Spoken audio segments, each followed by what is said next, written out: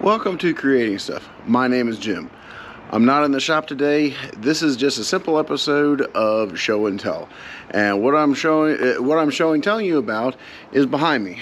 It is my 1977 Toyota Land Cruiser FJ40. You might have seen this Land Cruiser in the background of some of my other videos with other things I'm working on. So I figured I'd just do a video just to show you what it is and why I have it. But anyways, let me get into it. Well, to kick this off, this is a 1977 Toyota Land Cruiser FJ40. I bought it probably about 5 years ago. I bought it from a friend of mine, and when I got it, it was in need of a frame-up restoration, which I did. I was intending on doing a video series on this, and I had some footage from the beginning, but I kind of fizzled out on it. And anyways, so I have bits and pieces. I just didn't have enough to truly do the story of the restoration of this vehicle. But anyways, I'm just showing you a brief overview of this. So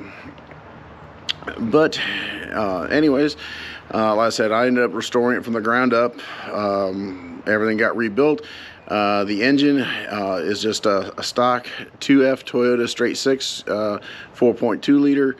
The only thing I did to it beyond being stock is I ended up replacing the carburetor with a fuel injection system, a Holley Sniper fuel injection. I did that just because I like driving the vehicle and I like the driving characteristics of a fuel injected vehicle. It makes it a lot more drivable, a lot more enjoyable in my opinion. So anyways, anyways, and then although it's mainly stock, I did put some 4-inch lift springs on it just because, how should I put it? They were cheaper than the stock replacement springs. And then plus, with the low gearing of it, I ran a 33 1050 BF Goodrich mud terrain just because I'd like to have half a chance at some highway speed. So those are the only two things I really, other than that, everything is bone stock.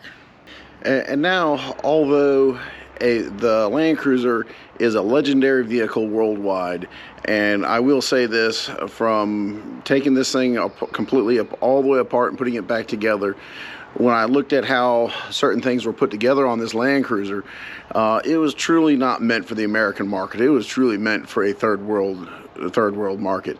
Is the truth of it is, every aspect of this, all you need is a box of hand tools, and you can fix almost anything on this Land Cruiser on a gravel road in the middle of nowhere. So, but beyond the Land Cruiser's legendary status worldwide, the true story about this one is actually with me. Although I've owned it for 5 years, I've actually known this Land Cruiser since I was 18 years old. When I first joined my full drive club, the Tidewater four-wheelers, back in the early 90s, that's when the previous owner of this Land Cruiser, that's when I met him, my buddy Gary. And so I've known this Land Cruiser since I was 18 years old. And yes, and actually back then, I was even a Jeep guy. I didn't even own a Toyota at the time.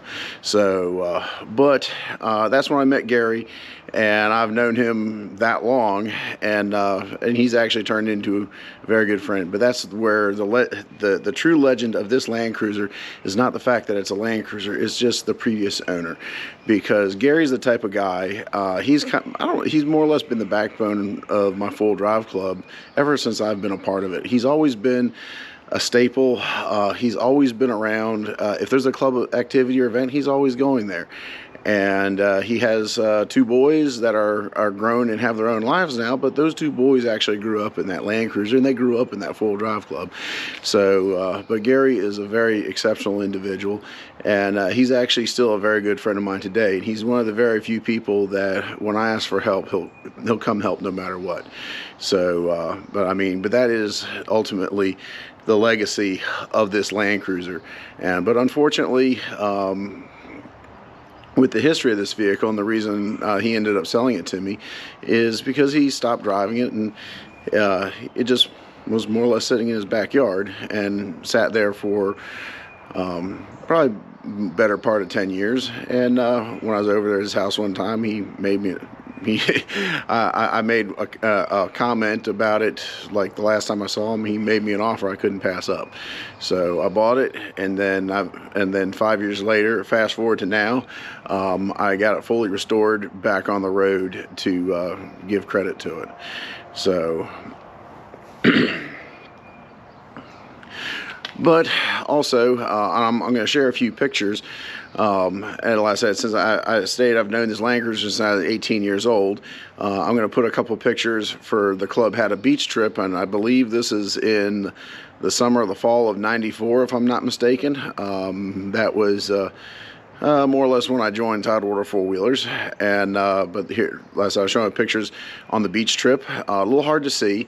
But that's the other part of the history of this cruiser. I actually call this the Born Again Land Cruiser because it's had I believe it's on its 3rd life. It's actually on its 3rd body, because when I first met Gary and first saw this cruiser, it was originally green, and that's how I always remembered it. But unfortunately, Gary had a little mishap on the interstate going to a full four-wheeling weekend, and he actually rolled it over on the interstate. Luckily, both him and both his boys came out of it unscathed, not even a scratch. That was amazing. But the cruiser didn't. It really didn't survive. Basically, it was more or less totaled. But Gary actually rebuilt it. He replaced the body on it, and he actually repainted it, and he actually repainted it blue. And that's the telltale sign of when someone says how well they know Gary. If they remember when his Land Cruiser was green, that you have truly known him for a long time. If you only knew it as a blue Land Cruiser, you only met him at a certain point. But anyways, that's beside the point. But like I said, I spent many days on the trail four-wheeling with Gary in this Land Cruiser. And like I said, I'll even put a picture of my Toyota truck, Big Red, back before I swapped the cab, back when it had the original 83 cab, where this Land Cruiser was blue, and my Big Red Toyota pickup, one of the many times that the two wheeled together, I was actually pulling him out of he got stuck in the mud, and I was pulling him out of the mud.